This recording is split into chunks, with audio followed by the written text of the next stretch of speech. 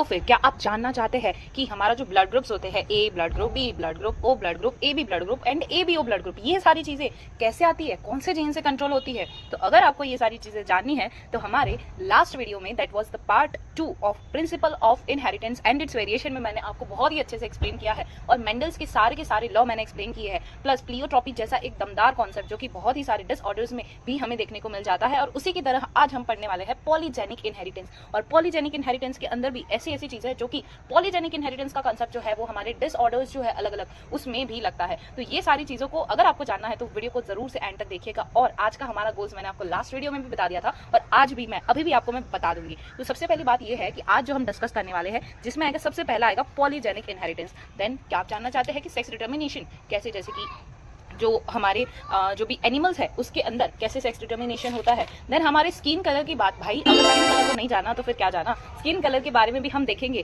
कि यहाँ पर भी मेंडल का लॉ जो है वो फॉलो नहीं होता है, किसमें, स्किन कलर में। फिर बहुत सारी ऐसी चीजें हैं जिसके अंदर नहीं होता था, एक्सेप्शन था, वो सारी चीजों को भी मैंने आपको लास्ट वीडियो में एक्सप्लेन किया है। और फर्स्ट वीडियो में तो मैंने आपको पूरा जेनेटिक्स का बेसिक समझाया जिससे आप पूरा का पूरा जेनेटिक्स मतलब principle of inheritance and it's variation को काफी अच्छे से समझ सकते हो। तो हमारा ये आज वीडियो का पार्ट 3 है जिसमें हम क्या क्या पढ़ने वाले हैं। सबसे पहले हम पॉलीजेनिक इनहेरिटेंस का कंसेप्ट पढ़ेंगे, फिर उसके एग्जांपल्स पढ़ेंगे, देन हम लोग मूव ऑन करेंगे सेक्स डिटर्मिनेशन के ऊपर और क्रोमोसोमल थ्योरी ऑफ इनहेरिटेंस का छोटा सा पार्ट मैंने आपको समझाया था उसके बारे में। देन लिंकेज जैसा अच्छा खासा कॉन्सेप्ट जो कि बहुत ही इंपॉर्टेंट रोल प्ले करता है and this is also exception from Mendel's law. तो ये चीज के बारे में भी हम लोग आज पढ़ने वाले हैं। सेक्स डिटर्मिनेशन के बाद हम हमारे चैप्टर के लास्ट पार्ट पर पहुंचेंगे, दैट इज डिसऑर्डर्स, जो कि सबसे ज्यादा इंटरेस्टिंग होने वाला है। तो चलिए स्टार्ट करते हैं हमारा आज का video with polygenic inheritance.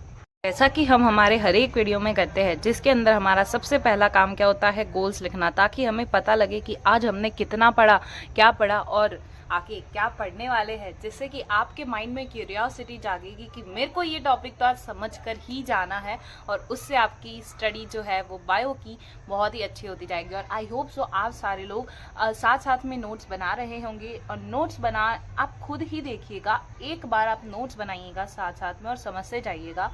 I assure you that कि आपको आधी से ज्यादा चीजें, ऑलमोस्ट 90% चीजें आपके दिमाग में बैठ जाएगी and then you have to revise it once and this will makes a magic. And जिस वजह से आपकी जो बायो है वो स्ट्रांग होने वाली है। तो इस आदत को, हैबिट को आप अभी से डालना स्टार्ट कीजिए। तो चलिए सबसे पहले हम गोल्स लिख लेते हैं। सबसे पहला गोल हमारा क्या रहेगा, पॉलीजेनिक इनहेरिटेंस कॉन्सेप्ट को समझना। जैसा कि मैं आपको एक चीज बताना चाहूंगी कि बच्चे जो है पॉलीजेनिक इनहेरिटेंस एंड प्लियोट्रॉपी के अंदर बहुत ही ज्यादा कंफ्यूज होते हैं, लेकिन मैं आपको इसको बहुत ही आसानी वे से समझाऊंगी जिससे आप बहुत ही अच्छे से समझ पाएंगे। फिर होने वाला है हमारा क्रोमोसोमल थ्योरी ऑफ इनहेरिटेंस का कंसेप्ट, जिसके अंदर जो हमने आगे तो हमने पढ़ा ही था कि किसने इस चीज को आगे हमने पढ़ा था, आगे वाले जो हमारे वीडियो था उसके अंदर हमने ये चीज पढ़ ली थी कि रीपब्लिश किसने किया था, मेंडल्स के 3 साइंटिस्ट आए थे, हमने ये चीज पढ़ी थी। आज हमें क्या पढ़ना है कि एक्सपेरिमेंटल जेनेटिक्स के अंदर हमारा क्रोमोसोमल थ्योरी ऑफ इनहेरिटेंस आ जाता है, जो कि बहुत ही अच्छा कंसेप्ट यहाँ पर रहने वाला है। उसके बाद उन्होंने जो हमारे मॉर्गन जी थे जिन्होंने एक्सपेरिमेंटल जेनेटिक्स बनाया है, उन्होंने जो भी एक्सपेरिमेंट्स किए, जो भी क्रॉसेस किए थे, वो क्रॉसेस को भी हमें समझना है क्योंकि उस पर से भी बहुत ज्यादा क्वेश्चंस बनते हैं। देन लिंकेज वाला टॉपिक आएगा, लिंकेज को भी हम अच्छे से समझ जाएंगे। और लिंकेज के बाद आएगा हमारा सेक्स डिटर्मिनेशन वाला टॉपिक। कौन सा रहने वाला है, सेक्स डिटर्मिनेशन वाला टॉपिक। एंड सेक्स डिटर्मिनेशन के बाद लास्ट में आ जाएगा हमारा डिसऑर्डर्स। लेकिन डिसऑर्डर्स को भी मैं बहुत ही दमदार तरीके से समझाऊंगी, बेसिक से एडवांस लेवल तक समझाने वाली हूँ। तो फटाफट से ये चीज समझने के लिए सबसे पहले सब्सक्राइब कर दीजिए, बेल नोटिफिकेशन को ऑन कर दीजिए, ताकि आपके पास इतना अच्छा कंटेंट, इतना अच्छा क्वालिटी ऑफ एजुकेशन पहुंच पाए जल्द से जल्द। So learn at first click. और फर्स्ट क्लिक कब होने वाला है, जब आप बेल नोटिफिकेशन को प्रेस कर देंगे एंड ऑल वीडियो को परमिट कर देंगे। सो चलिए स्टार्ट करते हैं हमारा सबसे पहले टॉपिक के साथ, दैट इज पॉलीजेनिक इनहेरिटेंस। तो फिर चलिए हमारे फर्स्ट टॉपिक के साथ हम स्टार्ट करते हैं, जो कि है पॉलीजेनिक इनहेरिटेंस। अब आपको ना बायो कैसी चीज है कि नाम से ही समझ आने लगी कि इसका मीनिंग क्या होगा। तो देखिए, पॉली का मतलब क्या होता है, आप सभी जानते हो मैनी, और जेनिक का मतलब समझ लो जीन्स। तो बहुत सारे जीन्स मिलकर जब एक कैरेक्टर को कंट्रोल करेंगे उस चीज को हम बोल देंगे पॉलीजेनिक इनहेरिटेंस। प्लियोट्रॉपी की अगर हम बात करें ना, तो प्लियोट्रॉपी में क्या था कि बहुत सारे कैरेक्टर्स जो है वो एक जीन कंट्रोल कर रहा था, प्लियोट्रॉपी। लेकिन पॉलीजेनिक क्या है कि बहुत सारे जीन्स, पॉलीजेनिक यानी कि बहुत सारे जीन्स मिलकर जब कंट्रोल कर रहे हैं एक ही कैरेक्टर को, उसको हम बोल देंगे पॉलीजेनिक इनहेरिटेंस। अब इसके एग्जांपल्स को मैं आपको डिटेल में समझाऊंगी, जिससे आपके दिमाग में ना पॉलीजेनिक इनहेरिटेंस बहुत अच्छे से बैठ जाएगा और आपको डिफरेंस भी हमेशा याद रहेगा। तो चलिए, many genes will control one expression, या फिर हम बोल सकते हैं वन कैरेक्टर। तो हम लिख लेते हैं कि एक एक्सप्रेशन को पूरा का पूरा बहुत सारे जीन्स मिलकर कंट्रोल कर रहे हैं, उसे हम क्या बोल देंगे, पॉलीजेनिक इनहेरिटेंस। अब ये एक कैसा फिनोमिना है जहां पर एक फिनोटिपिक एक्सप्रेशन कंट्रोल हो रहा है दो या उससे ज्यादा जीन से, वो चीज हमें पता है। देन आता है जितने भी नंबर ऑफ डोमिनेंट अलील्स होंगे, यानी जितने भी डोमिनेट कर रहे होंगे वो सारे इंटेंसिटी जो होती है ना एक्सप्रेशन की, उसको कंट्रोल करते हैं। अब मैम ये इंटेंसिटी का मतलब क्या हो रहा है? अगर हम देखें पॉलीजेनिक इनहेरिटेंस का एग्जाम्पल, तो ये आ जाता है हमारे स्किन कलर में। इंटेंसिटी का मतलब क्या है कि कितना ज्यादा गोरा, कितना कम गोरा, है ना। जैसे हमारे स्किन कलर के भी अलग अलग वेरिएंट्स होते हैं, उसी तरह इस चीज को यहाँ पर बनाया गया है। तो पॉलीजेनिक इनहेरिटेंस कैसा है कि क्वांटिटेटिव है। कैसा है? क्वांटिटेटिव। आप खुद से ही सोचिए, अगर क्वांटिटी जो है, फॉर एग्जाम्पल मैं एक ब्लैक कलर ले रही हूँ और एक व्हाइट कलर ले रही हूँ। अगर मैंने ब्लैक कलर लिया है तो वो ब्लैक कलर अगर मेरे पास क्वांटिटी में ज्यादा है, यहाँ पर क्वालिटी डजंट मैटर, यहाँ पर क्या है, क्वांटिटेटिव। वेल हमारा जो प्लियोट्रॉपी था वो कैसा था, क्वालिटेटिव था। सिकल सेल एनीमिया कैसा था, क्वालिटेटिव था। तो वहां पर आपको क्या देखना था, क्वालिटी देखनी थी। लेकिन यहाँ पर आपको क्या देखना है, क्वांटिटेटिव। यहाँ पर क्वालिटी से कोई फर्क नहीं पड़ेगा, यहाँ पर फर्क किससे पड़ने वाला है, क्वांटिटी से। क्योंकि अगर देखिए क्वांटिटी कैसे, जैसे मैंने आपको एग्जांपल लेके समझा रही थी कि एक ब्लैक है और एक वाइट कलर है। अगर मेरे पास ब्लैक कलर जो है वो बहुत ही ज्यादा कम हुआ और वाइट कलर जो है वो ज्यादा हुआ, तो ब्लैक कलर कम और व्हाइट कलर ज्यादा। आप खुद से ही सोचिए कौन सा, मतलब इंटेंसिटी किसके अंदर ज्यादा दिखेगी हमें, थोड़ा गोरा रंग होगा उस टाइप में, उसी में ज्यादा दिखेगा, राइट। अगर मैंने ब्लैक ज्यादा लिया है कलर और व्हाइट कम लिया है, तो उससे कैसा कलर बनेगा, थोड़ा सा ब्लैकिश साइड जाने वाला है, राइट। तो इसी तरह हमारा स्किन कलर भी होता है। तो ये चीज कैसी है, क्वांटिटेटिव। कैसी है ये चीज, तो है ये क्वांटिटेटिव। तो polygenic inheritance is quantitative and the pleiotropy, sickle cell anaemia was pleiotropic. इधर तक आपको समझ आ गया होगा। और जैसा कि मैंने बताया कि नंबर ऑफ डोमिनेंट अलील्स जो भी होंगे, जो कि डोमिनेट करते हैं, जो भी नंबर ऑफ डोमिनेंट अलील्स होंगे, वो एक्चुअली किस चीज को कंट्रोल करेंगे, इंटेंसिटी को कंट्रोल करेंगे। किसको कंट्रोल करेंगे, इंटेंसिटी जो होता है एक्सप्रेशन का, उस चीज को ये कंट्रोल करते हैं। ठीक है, तो यहाँ तक आपको समझ आ गया। ठीक है, डन। अब आगे बढ़ते हैं। हर एक डोमिनेंट अलील जो होता है उसके पास कुछ ना कुछ पार्शियल कंट्रीब्यूशन होता है फिनोटाइप की तरफ। जैसे कि मैं बोलूँ पार्शियल कंट्रीब्यूशन ऑब्वियसली होना भी चाहिए, तभी तो वो उस टाइप के कलर में बनाएगा। तो रेंज ऑफ एक्सप्रेशन यहाँ पर दिखता है। अब इसके एग्जाम्पल्स हम लोग लिखते हैं नेक्स्ट पेज पर। तो अब हमारा जो एग्जाम्पल क्या क्या रहने वाला है वो आप ध्यान से देखिए, और आपको एग्जाम्पल याद रखने ही पड़ेंगे क्योंकि क्वेश्चंस पूछ सकते हैं। तो सबसे पहला आ जाता है कर्नल कलर इन वीट। ठीक है, ये चीज हमें भी पता है, वो भी दिमाग में आपको आ गई होगी कि कैसे kernel colour same to same जैसा कि होता है, हमें पता है। ठीक है, नेक्स्ट एग्जाम्पल जो इसका रहने वाला है that is skin colour in human, जो कि मैंने आपको पहले ही बता दिया कि स्किन कलर जो है ह्यूमन के अंदर वो किसका एग्जाम्पल होने वाला है, पॉलीजेनिक इनहेरिटेंस का एग्जाम्पल होगा। किसका एग्जाम्पल होगा, पॉलीजेनिक इनहेरिटेंस का। फिर आता है हाइट इन ह्यूमन, जो देखिए अब ये सारे क्या कर रहे हैं, मेंडल के लॉ को तोड़ फोड़ कर रहे हैं कि नहीं। देखिए अगर हम हाइट की बात करें, जैसा कि मेंडल जी ने बताया था कि टॉल और शॉर्ट होता है, तो टॉल अगर डोमिनेट करेगा ना तो टॉल ही बनेगा। लेकिन ऐसा थोड़ी कि हम टॉल ही होते हैं या शॉर्ट ही होते हैं, ऐसा नहीं होता है। हम लोग इंटरमीडिएट साइज के भी बनते हैं। तो यहाँ पर मेंडल का लॉ थोड़ा बहुत फॉलो नहीं होता है। नेक्स्ट आ जाता है हमारा इंटेलिजेंस इन ह्यूमन। इंटेलिजेंस जो है हमारी, इसको बहुत सारे जीन्स मिलकर देख रहे हो आप एक एक्सप्रेशन को कंट्रोल कर रहे हैं। स्किन कलर जो है वो ऐसा थोड़ी होता है कि सिर्फ और सिर्फ ब्लैक ही है और या तो फिर बहुत ही ज्यादा गोरा है ना, ऐसा नहीं होता है। हमें भी पता है कि स्किन कलर जो है उसके भी डिफरेंट डिफरेंट वेरिएंट्स आते हैं। फिर ये हमारा, मैंने जैसा कि बताया, इंटेलिजेंस जो है ये सारे क्या है, एक्सप्रेशन ही है, या फिर हम बोल सकते हैं कि एक टाइप ऑफ कैरेक्टर है। तो इंटेलिजेंस जो है ह्यूमन के अंदर वो बहुत सारे जीन से कंट्रोल हो रही है। और कितने पेयर ऑफ जीन्स आपको पता है, वो भी कितने पेयर ऑफ पॉलीजीन्स इसको कंट्रोल करते हैं, that is 25 pairs of polygene जो है इसको कंट्रोल करते हैं। तो आप देख सकते हो ह्यूमन की इंटेलिजेंस को कितने सारे जीन्स मिलकर कंट्रोल कर रहे हैं। ठीक है, तो kernel colour in wheat, skin colour in human, height in human, intelligence in human, ये सारी चीजों को कौन कंट्रोल करता है, कौन कंट्रोल करता है अब भी जानते हैं, मैं भी जानती हूँ। पॉलीजेनिक इनहेरिटेंस का ये एग्जाम्पल है। आपको एक क्वेश्चन पूछा जाता है कि जो पॉलीजेनिक इनहेरिटेंस होता है उसका जो कर्व बनता है या फिर हम बोल सकते हैं ग्राफ जो है वो कैसा बनता है।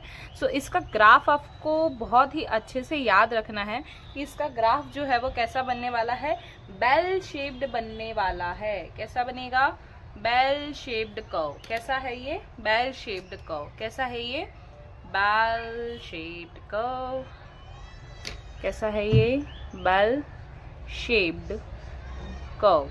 ठीक है, तो बेल शेप्ड कर्व रहने वाला है किसके लिए, पॉलीजेनिक इनहेरिटेंस के लिए, जहां पर हमारे एक्स एक्सिस पर क्या रहेगा, नंबर ऑफ डोमिनेंट अलील की कितने अलील्स जो है वो डोमिनेट कर रहे हैं, एंड दी वाई एक्सिस पर क्या रहेगा, नंबर ऑफ इंडिविजुअल्स, कितने इंडिविजुअल्स है उस चीज पर डिपेंड करेगा। अब नेक्स्ट जो हमारा एग्जाम्पल क्या था, स्किन कलर इन ह्यूमन का था। तो आपको याद रखना है जो इंटरमीडिएट कलर जो होता है स्किन कलर, उसको हम क्या बोलते हैं, मुलाटो बोलते हैं। क्या बोलते हैं, MULLATO, मुलाटो नाम है उसका, इंटरमीडिएट जो स्किन कलर होता है उसको। अब ये तो था हमारा वन जीन इंटरेक्शन। क्या था ये, वन जीन इंटरेक्शन। लेकिन अगर मैं बात करूं कि मेरे पास 2 जीन इंटरेक्शन है जहां पर नॉन एलिलिक इंटरेक्शन है। नॉन एलिलिक मतलब जो देखिए कैसे 2 डिफरेंट जीन्स होंगे सेम क्रोमोसोम पर, सोच रहे हो आप, 2 डिफरेंट जीन्स, यानी कि एक हाइट का हो सकता है ना, और दूसरा क्या हो सकता है, कलर का हो सकता है। तो ऐसे 2 डिफरेंट जीन्स होंगे सेम क्रोमोसोम पर, एंड ये चीज यहाँ पर है। ठीक है, किसके अंदर, 2 जीन इंटरेक्शन के अंदर। अब इसके अंदर बहुत सारे ऐसे नाम आते हैं, जैसे आपने सुना होगा epistasis, complementary gene, supplementary gene, है ना, रिसेसिव जीन, डोमिनेंट एपिस्टासिस, इसका F2 का रेशियो बताओ, है ना, ये सारी चीजें आती होगी। लेकिन ये एक्चुअली एनसीईआरटी में नहीं है, लेकिन फिर भी हम हमारी इंफॉर्मेशन के लिए नीट में भी 1-2 बार इसके PYQs बने हुए हैं, तो मैं आपको करवाना चाहूंगी। तो चलिए अब नेक्स्ट जो हमारा क्या रहने वाला है, एक तो 2 जीन इंटरेक्शन, और आप इसे क्या बोलोगे, 2 जीन इंटरेक्शन, या तो फिर आप इसे क्या बोल सकते हो, नॉन एलिलिक इंटरेक्शन। ठीक है, अब देखिए इसमें मैंने आपको क्या चीज बताई थी कि 2 डिफरेंट जीन्स जो है वो किस पर होते हैं, सेम क्रोमोसोम पर होते हैं। क्या होते हैं, सेम क्रोमोसोम पर होते हैं। ठीक है, यहाँ तक आप सभी को आई होप सो क्लियर हो गया होगा। एपिस्टासिस क्या है, मैं आपको उसका मीनिंग समझाना चाहूंगी। एपिस्टासिस क्या होता है कि ऐसा फिनोमेना जहां पर एक जीन जो है दूसरे के इफेक्ट को मास्क कर देगा। ठीक है, जीन देखिए एपिस्टासिस मतलब क्या, मास्क करना, यानी कि उसके इफेक्ट को वो छुपा देगा। ऐसा नहीं है कि दूसरा वाला एक्सप्रेस नहीं कर पा रहा, यहाँ पर वो चीज नहीं है। यहाँ पर क्या है कि पहले वाला भी एक्सप्रेस कर रहा है, दूसरे वाला भी एक्सप्रेस कर रहा है, लेकिन जो पहले वाला है ना वो दूसरे वाले के इफेक्ट को जो है या तो फिर जो वो एक्सप्रेस कर रहा है उसको छुपा दे रहा है, यानी कि मास्क कर रहा है। तो ये चीज को ध्यान में रखेंगे कि एपिस्टासिस में क्या हो रहा है, मीनिंग लिखेंगे, and this is what a phenomena. ये क्या है, एक फिनोमेना है। तो this is what, this is a phenomena जहां पर where one gene mask the effect of other, दूसरे के इफेक्ट को वो यहाँ पर छुपा देता है। This is called as mask कर देता है, यानी कि एपिस्टासिस। अब नेक्स्ट जो आता है कि यहाँ पर जो जीन मास्क करेगा उसे हम बोलेंगे एपिस्टैटिक जीन, और ऐसा जीन जो छुप जाएगा यानी मास्क हो जाएगा, दूसरा वाला जो हम बोल रहे थे, that is called as the hypostatic gene. तो इसकी साथ साथ में लिख लेते हैं कि ऐसा जीन विच मास्क, यानी कि जो मास्क करने वाला है, छुपाने वाला है दूसरे के इफेक्ट को, उसको हम बोल देंगे एपिस्टैटिक। एंड जो छुप जाएगा है ना फर्स्ट वाले के इफेक्ट के कारण, that gene which gets masked, ऐसा जीन जो कि मास्क हो जाएगा, उसे हम क्या बोलेंगे, हाइपोस्टैटिक बोलेंगे। क्या बोलेंगे, हाइपोस्टैटिक। अब जो मैंने आपको रेशियोज के बारे में मैं आपको बता रही थी, वो भी हम साथ साथ लिख लेते हैं कि अगर क्वेश्चन आ भी गया ना तो भी हम उसे कर पाएंगे। तो सबसे पहले लिख लेते हैं कि यहाँ पर कौन से जीन रहने वाले, तो मैं पहले नाम लिख लेती हूँ जीन्स का। That is first of all रहने वाला है कॉम्प्लीमेंट्री जीन, देन हमारा आ रहा है supplementary gene, then recessive epistasis. आपको बस इसके रेशियोज याद रखने हैं और कुछ नहीं। रिसेसिव एपिस्टासिस, देन आएगा डोमिनेंट एपिस्टासिस, देन आएगा duplicate genes and polymeric additive. Polymeric additive. अब देखिए इनके रेशियोज को आपको बहुत ही अच्छे से याद रखना है क्योंकि इस पे PYQs आ चुके हैं, ठीक है। तो कॉम्प्लीमेंट्री जीन जो है उसका रेशियो कितना रहता है, 9:7 रहता है। सप्लीमेंट्री जीन का जो रेशियो है वो कितना रहता है, 9:3:4 रहता है। रिसेसिव एपिस्टासिस जो है उसका जो रेशियो रहता है दैट इज 9:3:4। डोमिनेंट एपिस्टासिस का जो रेशियो रहता है दैट इज 12:3:1। डुप्लीकेट जीन्स का रेशियो रहता है 15:1 एंड पॉलीमेरिक एडिटिव जो है उसका रेशियो रहता है 9:6:1। तो ये तो हमारा क्या है, यहाँ पर 2 जीन इंटरेक्शन जो है वो भी यहाँ पर कंप्लीट हो जाता है, वो भी पूरे डिटेल एक्सप्लेनेशन के साथ। तो अब हम आगे बढ़ेंगे जिसमें हमारा आने वाला है क्रोमोसोमल थ्योरी ऑफ इनहेरिटेंस, जिसमें हमने थोड़ा सा पार्ट जो हमारी NCERT में दे रखा है उसके बारे में हमने पढ़ा था कि जो मेंडल का जो काम था वो उसकी डेथ हुई तब तक इतना ज़्यादा हम बोल सकते हैं आज के टाइम के अकॉर्डिंग कि वायरल नहीं हुआ था। इस टाइम पर हम बोलेंगे कि उसकी डेथ के बाद जब उसका काम रीपब्लिश हुआ था, जैसा कि हमने ईयर्स भी अच्छे से पढ़े थे, 1901 के अंदर वापस से पब्लिश हुआ था उसके काम को इन जर्नल फ्लोरा। तो हमें याद है ये चीज़, है ना, आपको भी याद होगी अगर आपने साथ साथ नोट्स बनाए होंगे। तो मैं सच बता रही हूँ, आप ट्राई करके भी देख लीजिए, आप खुद से मतलब सोचेंगे, आप खुद से आपको पता भी चल जाएगा कि साथ साथ नोट्स बनाने का बहुत ही बड़ा बेनिफिट रहता है, ठीक है। तो चलिए हमारा जो टॉपिक है उसका हम डाल देते हैं heading, that is chromosomal theory of inheritance, ठीक है। अब देखिए क्रोमोसोमल थ्योरी ऑफ इनहेरिटेंस के बारे में पढ़ने से पहले हम थोड़ी बहुत चीज़ें पहले समझ लेते हैं जिससे आपको पढ़ने में बहुत ही मज़ा आएगा और साथ में जब हम लिखेंगे तो वो दूसरी बार चीज़ आपके दिमाग में अच्छे से फिट हो जाएगी। तो चलिए, क्रोमोसोमल थ्योरी ऑफ इनहेरिटेंस क्या था कि जहाँ पर ये जो क्रोमोसोमल थ्योरी ऑफ इनहेरिटेंस को प्रपोज करने वाला और यहाँ पर उस पर एक्सपेरिमेंट करने वाला जो है वो पूरा अलग अलग इंसान है। याद रखिएगा, अलग अलग साइंटिस्ट थे यहाँ पर जो प्रपोज करने वाला एंड दी नेक्स्ट एक्सपेरिमेंट करने वाला। तो जो प्रपोज जिसने किया था क्रोमोसोमल थ्योरी ऑफ इनहेरिटेंस को, वो थे सटन एंड बोवेराय। कौन था ये? Sutton and Boveri. तो हम साथ साथ लिखते जाएंगे कि सटन एंड बोवेराय जो थे, सटन एंड बोवेराय जो था उसने क्या किया था? प्रपोज किया था। You have to remember this word, that is propose. Propose किया था उसने क्रोमोसोमल थ्योरी ऑफ इनहेरिटेंस को, मैं इसे शॉर्ट में लिख रही हूँ, ठीक है, क्रोमोसोमल थ्योरी ऑफ इनहेरिटेंस को। नेक्स्ट जो उसका एक्सपेरिमेंटल प्रूफ देने वाले हमारे महान ज्ञाता फेमस जो है वो कौन है, टी.एच. मॉर्गन। देखिए टी.एच. मॉर्गन का नाम बहुत ही बड़ा नाम है हमारे एक्सपेरिमेंटल जेनेटिक्स में, क्योंकि उसने एक्सपेरिमेंट किया था। मैंने इससे पहले आपको एक नाम भी बताया था, अगर आप याद कर सकते हो, वो उसका नाम क्या है, जैकपॉट ऑफ जेनेटिक्स। उसने जिस पे एक्सपेरिमेंट किया था और उस पे काफी बहुत एक्सपेरिमेंट्स भी हो चुके हैं, इस वजह से उसको जैकपॉट ऑफ जेनेटिक्स भी बोला जाता है। सो आप सोच पा रहे हो कि जो टी.एच. मॉर्गन जो है वो कितने बड़े साइंटिस्ट थे। सो टी.एच. मॉर्गन जी जो है हमारे क्या है, टी.एच. मॉर्गन जी हमारे क्या है, एक्सपेरिमेंटल जेनेटिक्स के फादर है। ये चीज हमने फर्स्ट लेक्चर में भी पढ़ी थी, ठीक है। तो टी.एच. मॉर्गन ने दिया था एक्सपेरिमेंटल जेनेटिक्स के बारे में। तो एक्सपेरिमेंटल प्रूफ भी किसने दिया होगा, ऑब्वियसली टी.एच. मॉर्गन जी ने दिया था। तो यहाँ लिख लेते हैं कि प्रूफ इन्होंने दिया था। इसके बाद जो नेक्स्ट आता है कि उन्होंने किस पर काम किया था। जैसा कि हमने मेंडल के अंदर पढ़ा था ना कि मेंडल ने किस पर काम किया था, तो उसने काम किया था पाइजम सटाइवम पर। अब हम पढ़ेंगे कि टी.एच. मॉर्गन ने किस पर काम किया था, तो उसके भी क्रॉसेस है, तो उसको हमें पढ़ना है। उन्होंने जो है किस पर काम किया था, हमारे ड्रोसोफिला मेलानोगैस्टर, इस पर इन्होंने काम किया था।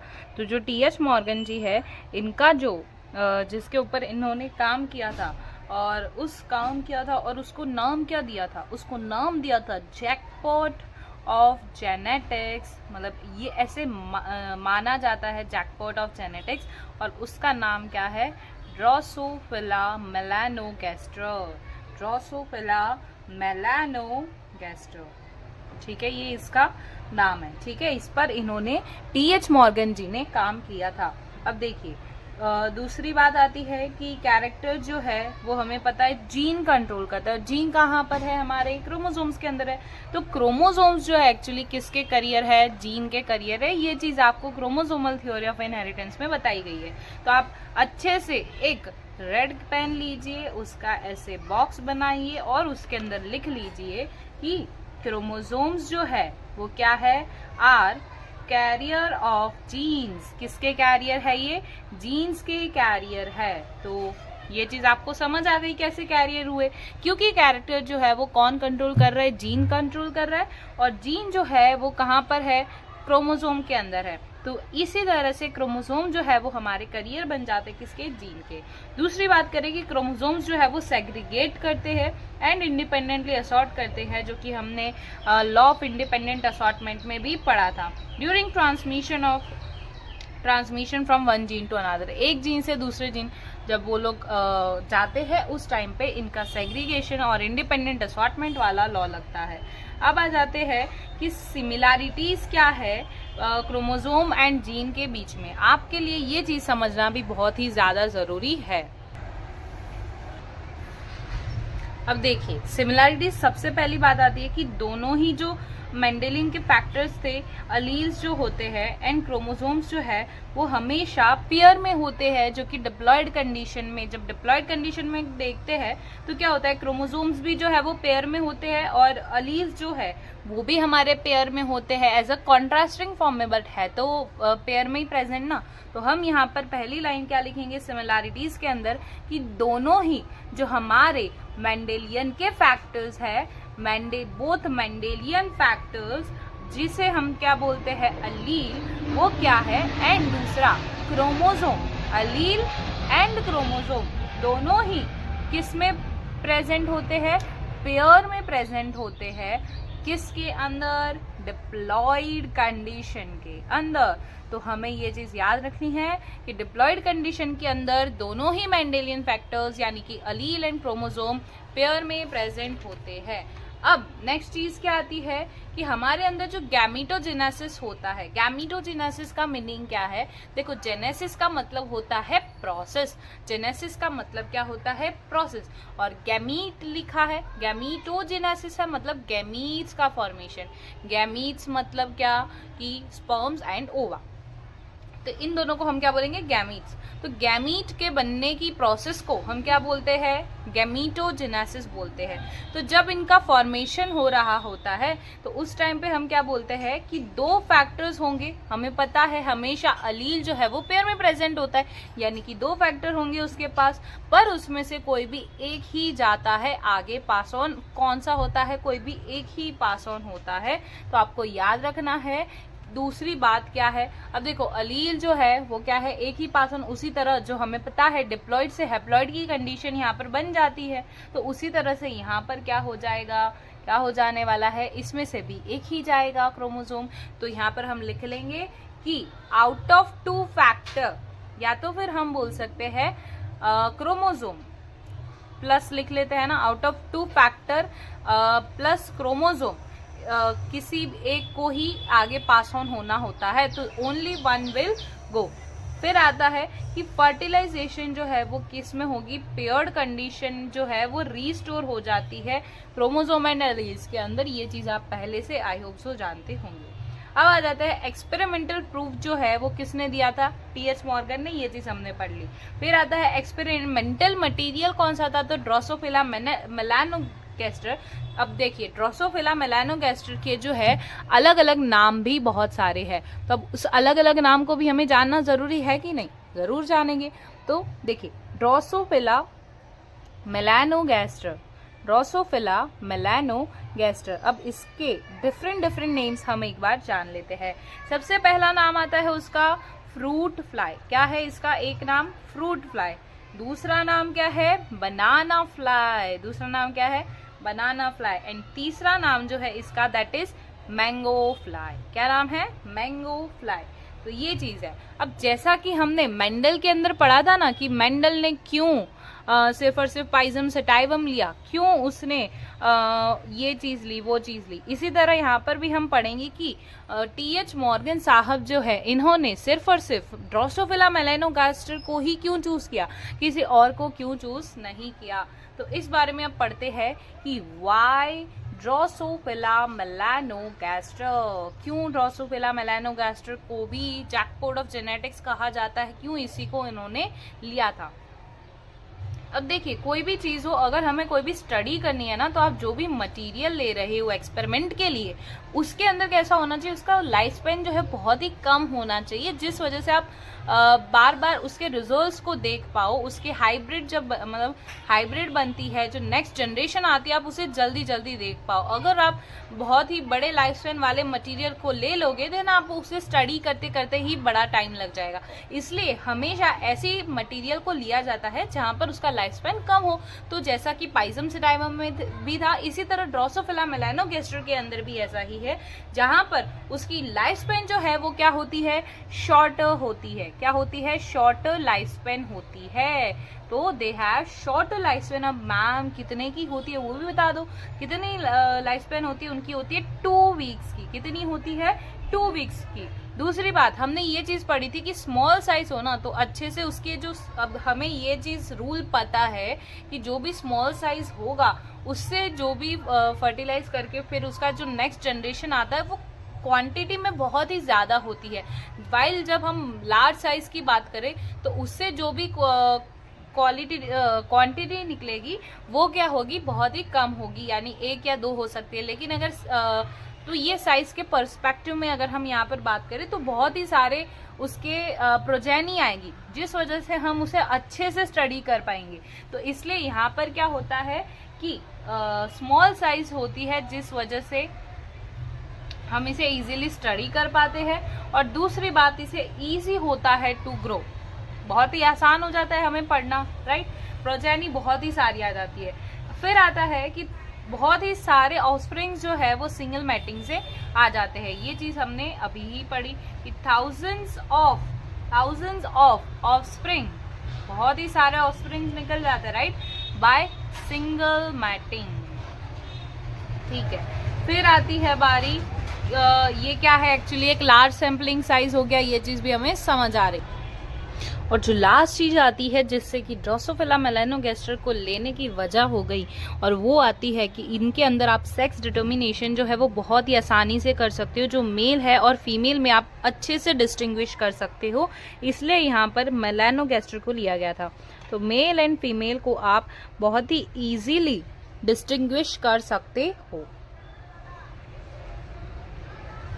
ठीक है, तो यहाँ पर आपको ये चीज भी समझ आ गई होगी कि, और मैं आपको बता देती हूँ आप कैसे डिस्टिंग्विश कर सकते हो। तो जो मेल होता है ना और फीमेल होती है, तो मेल जो है वो क्या है, स्मॉल होता है, वाइल जो फीमेल है वो क्या होती है, लार्ज होती है। कैसी होती है, लार्ज होती है। इनके मैं अगर इसमें बता दूं तो n इनके अंदर कितना होता है, 4 होगा, तो 2n जो है डिप्लॉयड कंडीशन में कितने हो जाएंगे, 8 हो जाएंगे। तो ये चीज तो हमारी हो गई यहाँ तक डन। अब आ जाते हैं ड्रोसोफिला के जो क्रॉस एक्सपेरिमेंट्स हुए थे उसके बारे में हमें अब पढ़ना है। तो सबसे पहली बात अगर हम करें तो जो ड्रोसोफिला है, जैसा कि मेंडल ने वहां पर लिया था उसी तरह यहाँ पर इन्होंने लिए है ड्रोसोफिला के कैरेक्टर्स लिए है। ये जो है सारे के जिसमें से 1, 2 और 3 यहाँ पर लिए गए हैं कैरेक्टर्स, जिसमें सबसे पहला जो इनका आता है that is body colour, then आता है इनका eye colour, and then last one आता है दैट इज विंग्स। अगर हम इनके डोमिनेंट की बात करें और रिसेसिव, दोनों ही चीजें हमें यहाँ पर पढ़नी रहेगी। तो सबसे पहला क्या आता है यहाँ पर, body colour, eye colour and then wings. तो बॉडी कलर की बात करें तो एक बॉडी कलर जो इनका डोमिनेंट था दैट वाज ब्राउन, एंड जो रिसेसिव था दैट वाज येलो। यहाँ पर जो है रेड था, यहाँ पर रिसेसिव में व्हाइट था आई कलर में। और विंग्स की बात करें तो एक था नॉर्मल डोमिनेंट, और वाइल मिनिएचर जो है वो क्या था, रिसेसिव था। अब जैसा कि हम मेंडल वाले एक्सपेरिमेंट्स में क्या कर रहे थे कि हम कैपिटल लेटर से और स्मॉल लेटर से वहां पर उसको रिप्रेजेंट कर रहे थे, लेकिन जो हमारे मॉर्गन साहब है थोड़ा तो उन्हें नया करना पड़ेगा ना। तो इन्होंने क्या किया कि इन्होंने इनके लिखने का स्टाइल थोड़ा बहुत चेंज कर दिया। अब इन्होंने डोमिनेंट को कैसे लिखा और रिसेसिव को कैसे लिखा, अब वो देखते हैं। डोमिनेंट को इन्होंने कैसे लिखा कि जैसे फॉर एग्जाम्पल हम यहाँ की बात करें, इस वाले पोर्शन को हम पहले ले लेते हैं कि बॉडी कलर जो है इनका क्या है, रेड है, सॉरी ब्राउन है, एंड क्या है, येलो है। तो इसके अंदर जो रिसेसिव जो डोमिनेंट है उस पे हम क्या लगा देंगे, इधर प्लस, जो रिसेसिव है उसका लेटर लिखना है और डोमिनेंट के अंदर उस पे प्लस लगा देंगे। वाइल रिसेसिव की इधर हम बात करें तो उसको हमने कैसे लिखा, Y से रिप्रेजेंट किया। इसी तरह अब यहाँ पर क्या है, रेड कलर है, लिखना किसका लेटर है, रिसेसिव का लिखना है, तो W प्लस लिख लेंगे, डोमिनेंट है इसलिए, और ये आ जाएगा W। अब हम बात करते हैं लास्ट वाले की, नॉर्मल और मिनिएचर। तो किसको लिखेंगे, M को लिखेंगे, M प्लस क्योंकि वो रिसेसिव, और प्लस लगा देंगे क्योंकि वो डोमिनेंट होगा, इसको हम क्या बोल देंगे, नॉर्मल, और ये क्या हो जाएगा हमारा मिनिएचर। तो आई होप सो इनके लिखने का तरीका आपको बहुत ही अच्छे से समझ आ गया होगा। अब हम जाते हैं हमारी NCERT की तरफ, और उसके अंदर मैं आपको पूरा का पूरा क्रॉस अच्छे से समझा देती हूँ, क्योंकि NCERT में जो प्रेजेंटेशन है वही चीज़ मैं आपको नोटबुक में ड्रॉ करके दिखाऊं या फिर नोटबुक में बना के दिखाऊं तो कोई मतलब नहीं बनता है। मैं आपको टेक्स्ट बुक से ही बता देती हूँ ताकि आपका एक भी पॉइंट NCERT का यहाँ पर मिस ना हो जाए, और उसके साथ साथ ही हम लोग के आगे के जो टॉपिक्स थे उसकी भी NCERT हम कवर करेंगे, जैसा कि हमने बोला था कि हम NCERT भी साथ साथ रीड कराते जाएंगे। और आप टेंशन ना लीजिए, NCERT line by line MCQ का पूरा एक वीडियो बनने वाला है जेनेटिक्स के चैप्टर के ऊपर, और फिर PY उसका भी बनेगा, देन हम मूव ऑन करेंगे नेक्स्ट चैप्टर में। ठीक है, तो आपको टेंशन लेने की ज़रूरत नहीं है, बस मैं जैसे जैसे करवाते जा रही हूँ आपको वैसे वैसे करते जाना है। तो चलिए हमारी NCERT की तरफ बढ़ते हैं। यहाँ पर मॉर्गन जी ने जो है वो 2 क्रॉसेस किए थे, एक उन्होंने नाम दे रखा है यहाँ पर NCERT में cross A and cross B। I hope so आपने NCERT अब तक खोल ली होगी, और ऑब्वियसली आपके पास बायो के लेक्चर में NCERT होनी ही होनी चाहिए। तो चलिए यहाँ पर देखते हैं। सबसे पहला ये क्या है, फीमेल 1 दे रखा है, और ये कौन सा है, मेल वाला दे रखा है। तो यहाँ पर देखिए तो YW जैसा कि हमने रिप्रेजेंट देखा था, रिसेसिव वाला यहाँ पर ये लिखा हुआ है, और ये क्या है, डोमिनेंट वाला लिखा हुआ है। तो दिस इज येलो व्हाइट, जो कि था हमारे अंदर रिसेसिव था, राइट। यहाँ पर किस किस का लिया गया देखिए, आप सोचिए, येलो कलर जो था वो किसका था, बॉडी कलर का था, और व्हाइट जो है वो किसका था, आई कलर का था। अब दे रखा है Y plus and W plus, और ये क्या है हमारा wild type and this is what male. तो ये क्या है यहाँ पर डोमिनेंट शो किया गया है। अगर आप इसकी क्रॉसिंग करेंगे, अब आपको देखना है कि हमें क्रॉसिंग कैसे करनी है, क्योंकि हमें तो मैम को समझ ही नहीं आ रहा था, तभी तो हम आए, ठीक है। तो देखिए ये YW जो है इसको पहले इससे क्रॉस करवाओ, देन इस YW को आप किससे क्रॉस करवाओ, इससे क्रॉस करवाओ। आपको समझ आ गया होगा कैसे करना है। देखिए ये YW है, इसको मैंने इससे क्रॉस करवाया तो क्या बन गया YW Y plus W plus, और यहाँ पर मैंने YW को क्रॉस करवाया इसके साथ, तो ये बन गया YW and this. So this is yellow white and this is what are wild type. यहाँ पर इसके जो परसेंटेज निकलते हैं ना, इनका भी क्रॉसिंग करवाने के बाद वो पूछे ही जाते हैं एग्जाम्स में, तो ध्यान रखिएगा इनके परसेंटेजेस को, कि यहाँ पर पेरेंटल टाइप जो है वो 98.7% बनता है एंड रिकम्बिनेंट जो है वो कितना बनता है, 1.3% बनता है। अभी के अभी याद कर लीजिए, पेरेंटल इज 98.7% एंड रिकम्बिनेंट जो है हमारा कितना है, 1.3% है। अब यहाँ पर देखिए आपको इनके क्रॉसेस जो है इन दोनों के, अब वो कैसे करना है। सबसे पहले देखिए कि मैंने तो क्या किया, इसको पकड़ के इससे क्रॉस करवा लिया, तो ये YW और इसको मिला के यहाँ पर क्या बन गया, ये देखो यहाँ रहा, ये यहाँ रहा, ठीक है। दिस इज व्हाट यहाँ पर बन गया ये। अब मैंने क्या किया कि Y प्लस W प्लस को जो है मैंने उसको किससे क्रॉस करवा दिया, इससे। पहले मैंने इसको इससे क्रॉस करवाया, फिर इसको इससे क्रॉस करवा रही हूँ, तो Y प्लस W प्लस ये मिलकर ये क्या बना दिया, यहाँ पर ये चीज इसने बना दी, जिसको हमने क्या बोल दिया, वाइल्ड टाइप बोल दिया। वाइल्ड टाइप का मतलब क्या होता है, हमें पता है क्या होता था, डोमिनेंट होता था, कि यहाँ पर ये जो है ये सेम टू सेम किसकी तरह बन रहा है, वाइल्ड टाइप की तरह बन रहा है, यानी कि पेरेंटल बन रहा है, राइट। अब यहाँ पर आगे देखिए, अब मैंने क्या किया, जो हमारे पास Y प्लस W, अब आप सोच रहे होंगे मैम ये चीज कैसे आई, पर वो चीज पे जाने से पहले आप ये चीज को कर लीजिए कि हमने क्या किया, Y प्लस W प्लस जो है अब इसको YW से क्रॉस करवा देंगे एंड YW को YW से क्रॉस करवा देंगे। समझ आया ना, हमें स्टेप्स को आप फॉलो करो। YW को पहले इससे क्रॉस करवाया, फिर इसको मैंने इससे क्रॉस करवाया। अब मैं क्या कर रही हूँ कि इसको इससे क्रॉस करवा रही हूँ और इससे क्रॉस करवा रही हूँ। आपको समझ आ रहा होगा। वापस से मैं बताना चाहूंगी कैसे किया हमने क्रॉस। सबसे पहले इसको मैंने इससे क्रॉस करवाया, फिर मैंने इसको इससे क्रॉस करवाया, फिर मैं क्या कर रही हूँ, अब इसे पकड़ रही हूँ और फिर इसको इससे क्रॉस करवाऊंगी और इसको पकड़ के इससे क्रॉस करवाएंगे।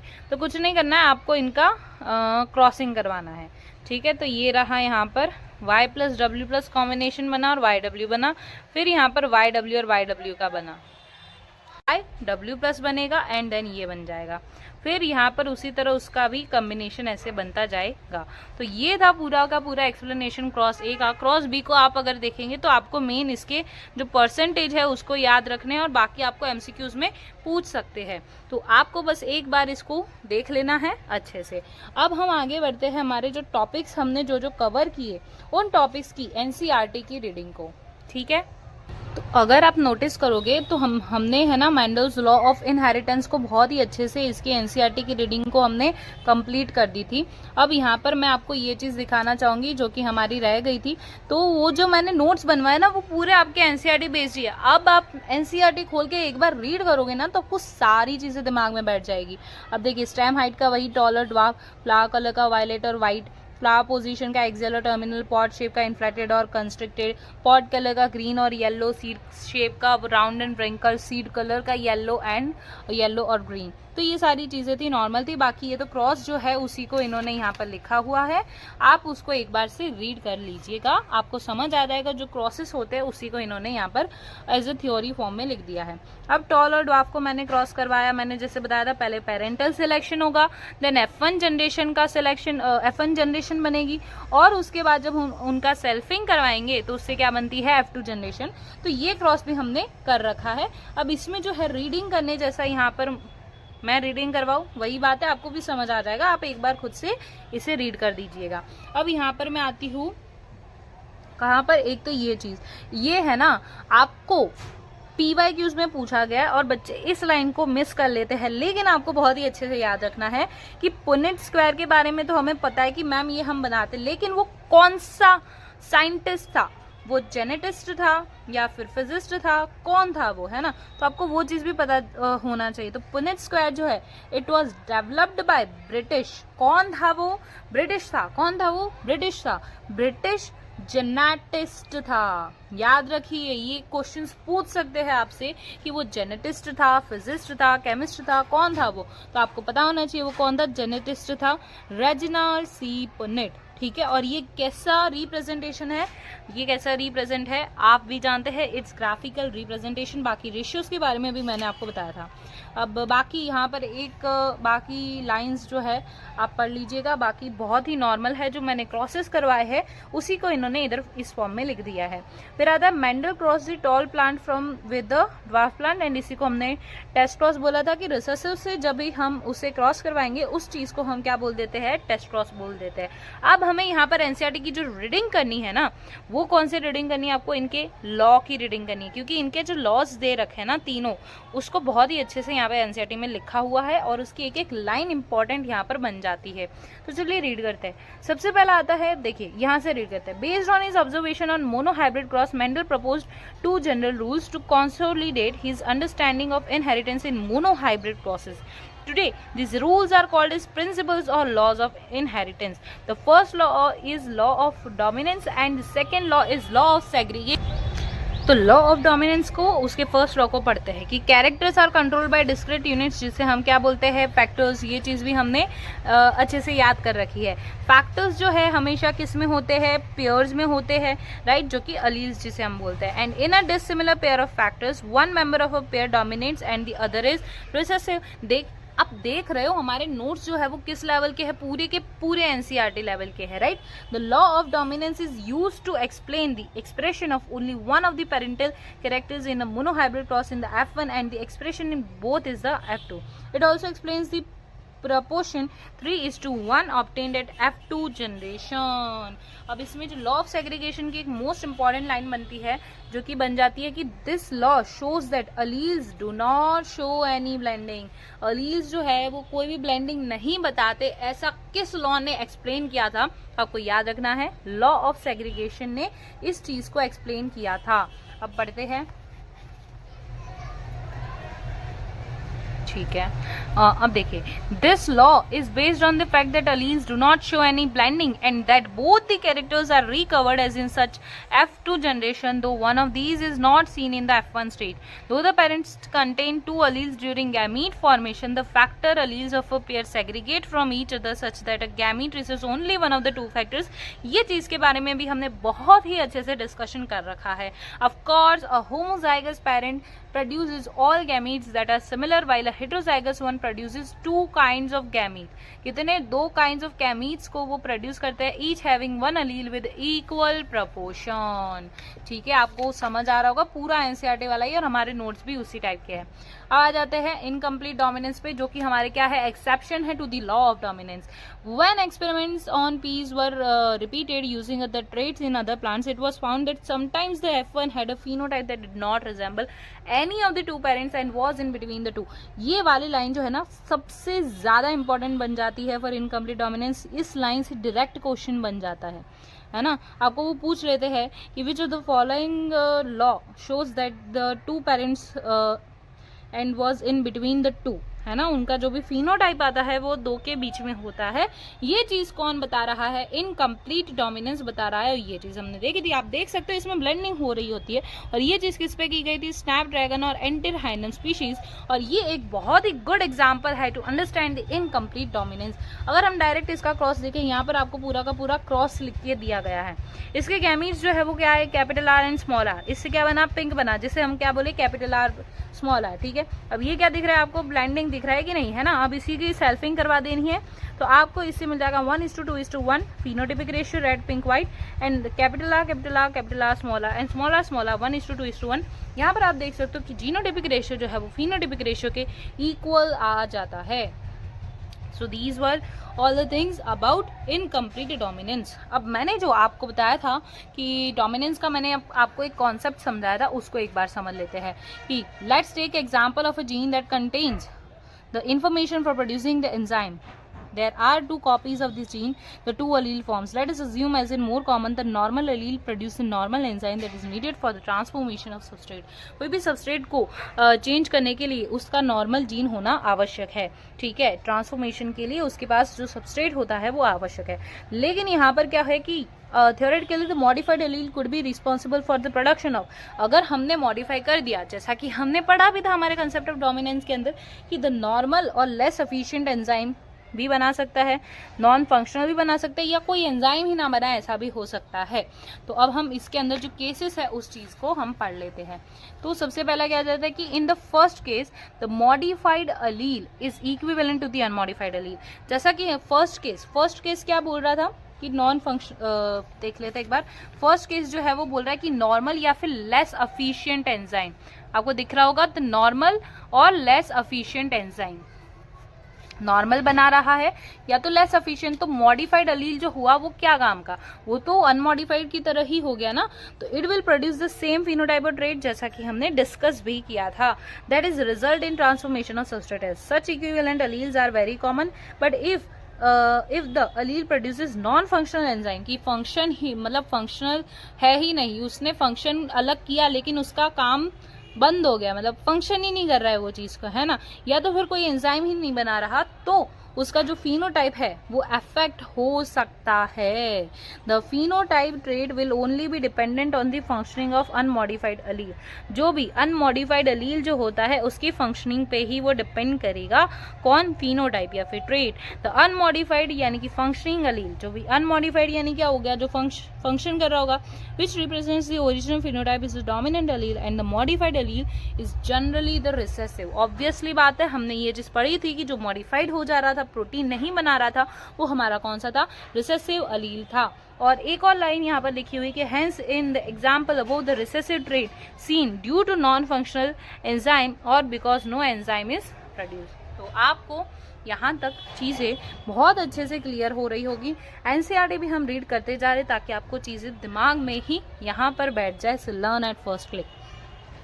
नाउ कोडोमिनेंस की बात कर लेते हैं कि codominance F1 generation resembles both the parents. Direct line आती है कि इनमें से कौन रिजेंबल करता है दोनों ही पेरेंट्स में, तो इसका आंसर क्या बन जाने वाला है, codominance.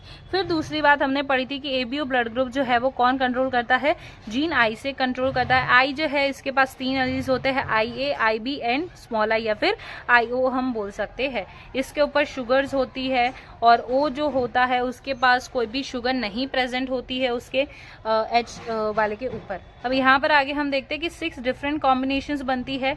These 3 alleles that are possible, therefore total of 6 genotypes यहाँ पर बनते हैं। आप ये टेबल को भी देख सकते हो, इसको हमने पूरा का पूरा यहाँ पर डिस्कस किया था। IA से क्या बनेगा, IA और A ब्लड ग्रुप बनेगा। IB से क्या बनेगा, AB, और AB को मैंने आपको बताया था कि वो कोडोमिनेंस का एग्जाम्पल है या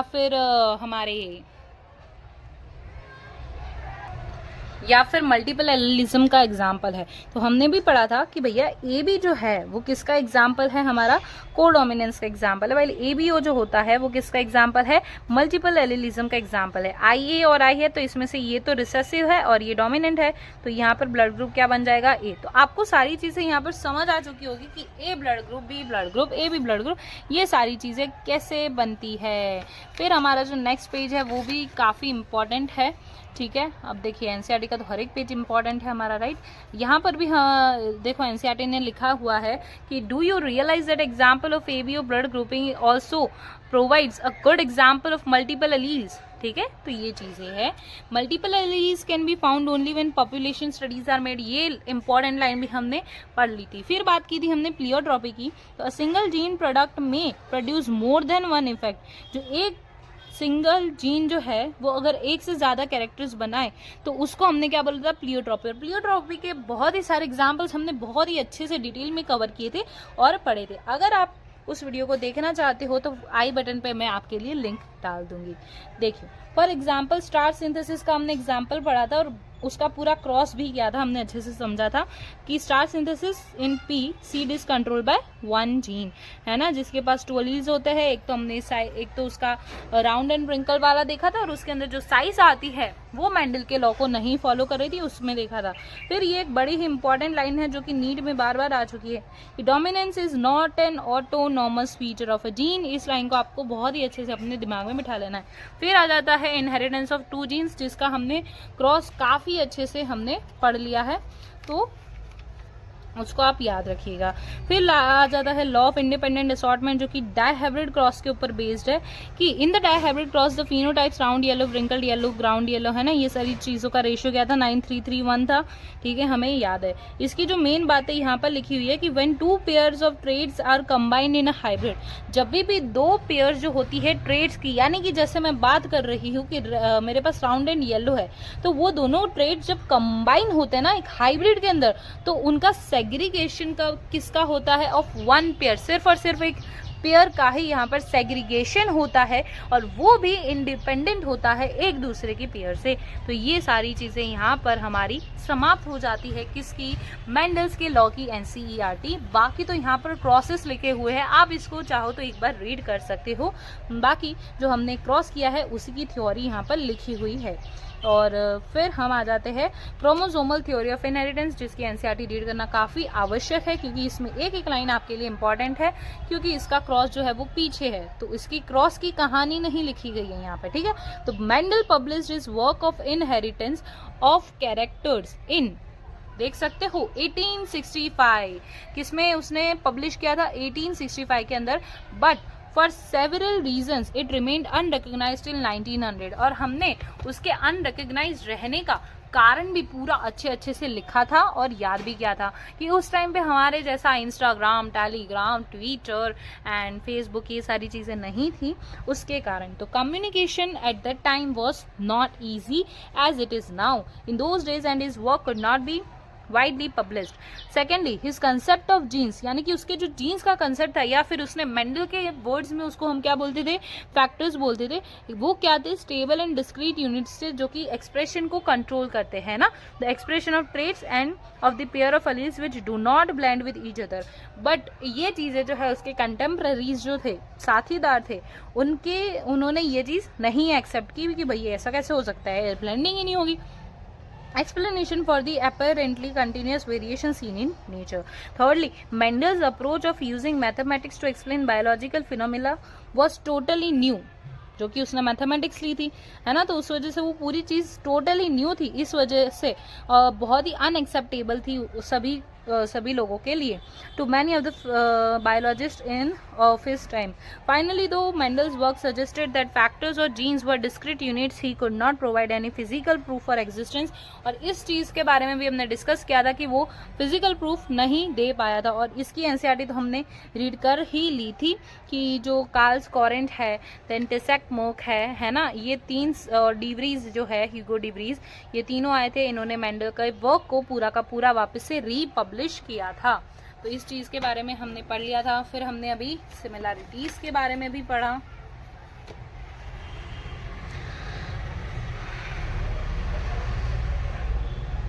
ठीक है, कि segregates eight the time of, देखो ये ए और ये बी, ठीक है, अलीज और क्रोमोसोम्स की बात करें कि ये किस में, पेयर्स में अकर होते हैं। ठीक है, फिर सेग्रीगेट करते हैं at the time of gamete formation such that only one of each pair is transmitted to a gamete. Segregation of gamete, वही चीज यहाँ पर लिखी, independent pair segregate independently of each other, and यहाँ पर क्या बोला गया, one pair segregates independent another. ठीक है, अब हमें पढ़ना है सटन के बारे में, है ना, सटन बोवराय के बारे में अभी हमने पढ़ा ना, उस चीज के बारे में अब हमें पढ़ना है कि Sutton and Boveri argued that the pairing and segregation separation of the pair of chromosomes would lead to the segregation of a pair of factors they carry. जो भी वो फैक्टर्स कैरी होते हैं करते हैं, जैसा कि हमने पढ़ा था अलीज, उनका अब सेग्रीगेशन तो होना जरूरी है। सटन ने क्या किया, अपनी नॉलेज को यूनाइट किया, United the knowledge of chromosomal segregation with Mendelian principles, and इस चीज को क्या नाम दे दिया, chromosomal theory of inheritance. Following this synthesis of ideas experimental verification देख रहे हो। एक्सपेरिमेंटल वेरिफिकेशन जो है क्रोमोसोमल थ्योरी ऑफ इनहेरिटेंस का किसने दिया था? थॉमस हंट मॉर्गन ने दिया था and his colleagues. Lead to the discovery basis of variation that sexual reproduction produced. Morgan ने किस पे काम किया था? टाइनी फ्रूट फ्लाइज जो होती है ना, फ्रूट फ्लाई हमने नाम पढ़ा दूसरा, that is Drosophila melanogaster were found very suitable for such studies. They could be grown on, अब हमने ये चीज भी पढ़ी कि क्यों उसने ड्रोसोफिला को ही चूज किया। सो they could be grown on simple synthetic medium में उसे ग्रो कर सकते हैं लेबोरेटरी के अंदर। They complete their life cycle in about 2 weeks के अंदर ही सिंगल मेटिंग से produce a large number of progeny flies. Also there was a clear differentiation of the sexes, that male and female flies are easily distinguishable, and also it has many of the hereditary variation that can be seen with the low power microscope से भी आप उसे काम कर सकते थे। अब ये पूरा जो टॉपिक आ जाता है आगे, दैट इज लिंकेज, और इसके पीछे जो आ जाता है पूरा का पूरा, दैट इज क्रॉस। तो क्रॉस के बारे में हमने पढ़ लिया। आ जाता है पॉलीजेनिक इनहेरिटेंस, जो कि हमारे आज के वीडियो का सबसे पहला टॉपिक था। अब उसको हम पढ़ लेते हैं। तो पॉलीजेनिक इनहेरिटेंस में क्या है कि Mendel studied mainly describe those traits that have distinct alternate forms such as flower color, which are either purple or white. But if you look around, you will find that there are many traits which are not so distinct in their appearance, spread across a gradient. अब हम बात कर रहे हैं यहाँ पर कि short ही people नहीं होते या टॉल ही पीपल नहीं होते, यहाँ पर इंटरमीडिएट साइज के भी पीपल होते हैं, है ना। तो इस चीज को यहाँ पर किसने एक्सप्लेन किया है? हमारे पॉलीजेनिक इनहेरिटेंस ने एक्सप्लेन किया था। Traits are generally controlled by 3 और मोर जीन्स। ट्रेट्स जो है यानी कैरेक्टर्स जो है वो 3 या उससे ज्यादा जीन से जब कंट्रोल होने लग जाए, उसको हमने क्या नाम दिया था? पॉलीजेनिक इनहेरिटेंस, यानी कि मल्टीपल जीन्स यहाँ पर काम करने लग जाए। जैसे कि ह्यूमन स्किन कलर, है ना। दूसरा आ जाता है कि इफेक्ट जो है इस अलील का वो कैसा होता है? एडिटिव होता है एक नेचर में। फिर हमने यहाँ पर मुलैटो की बात करी थी, है ना। तो आप एनसीईआरटी रीड करोगे, आपको बहुत ही अच्छे से समझ आ जाने वाला है। फिर हमने प्लियोट्रॉपी की बात की थी, है ना, कि pleiotropy which we have so far seen the effect of a gene. अब देखो मैं ना ऐसे पूरी एक लाइन एनसीईआरटी की नहीं समझा सकती, राइट। आपको वो समझ आ जाएगी क्योंकि मैंने आपको नोट्स ही ऐसे बनवाया पूरे एनसीईआरटी बेस्ड। मैं यहाँ पर आपको इंपॉर्टेंट पूरा का पूरा पैराग्राफ आ जाए वैसी लाइंस पूरी अच्छे से पढ़ा रही हूँ, और ऑलमोस्ट मैं पूरा पैराग्राफ ही पढ़ा रही हूँ। लेकिन आपको खुद से जब आप रीड करोगे तो आपको बहुत ही अच्छे से समझ आ जाएगा।